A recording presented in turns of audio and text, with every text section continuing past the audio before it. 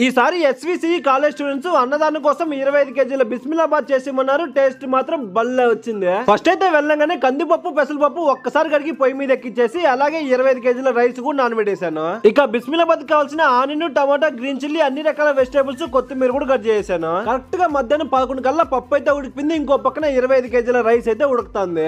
ఈ బిస్మిల్లాబాద్ ని ఇలా కాకుండా దమ్ స్టైల్ కూడా చేయొచ్చు అనమాట. ఎలా చేసినా టేస్ట్ ఒకేలాగా వస్తుంది. ఇంకోసారి అలా కూడా చేద్దాము. అరవింద్ గారు ఇంకో క్యాటరింగ్ వెళ్ళి ఇప్పుడే వచ్చాడు. ఫోన్ చిన్న చాలు రైస్ ఉంచాలంటే గబగబా వంచేశాడు. ఇక నేను అండి పెట్టేసి 3 లీటర్ల ఆయిల్ పోసి ఆవాలు, జీలకర్ర, తెల్లగడ్డ, ఎండుమిరపకాయలు, కరివేపాకేసి ఒక్కసారి కలిపేసా. ఇక అన్ని రకాల వెజిటేబుల్స్, మసాలాలు వేసి చింతపండు, పప్పు పోసాము. సాంబార్ అయితే రెడీ అయిపోవచ్చింది. అరవింద్ గారు రైస్ ని కొద్దిగా నలిపేశాడు. సాంబార్ లో మునక్కాయ, గ్రీన్ పీస్, కొత్తిమీర వేసి రైస్ కూడా వేసేసాము. ఒక్క 10 నిమిషాల పాటు నేను అరవింద్ గారు నాన్ స్టాప్ గా కలుపుతూనే ఉన్నాము. కరెక్ట్ గా 12:30 కల్లా బిస్మిల్లాబాద్ అయితే రెడీ అయిపోయింది. ఇక అలాగే పైన ½ లీటర్ గీ కూడా పోసేసాము. మన ఎస్విసి స్టూడెంట్స్ తీసుకెళ్లి అన్నదానం కూడా చేశారు.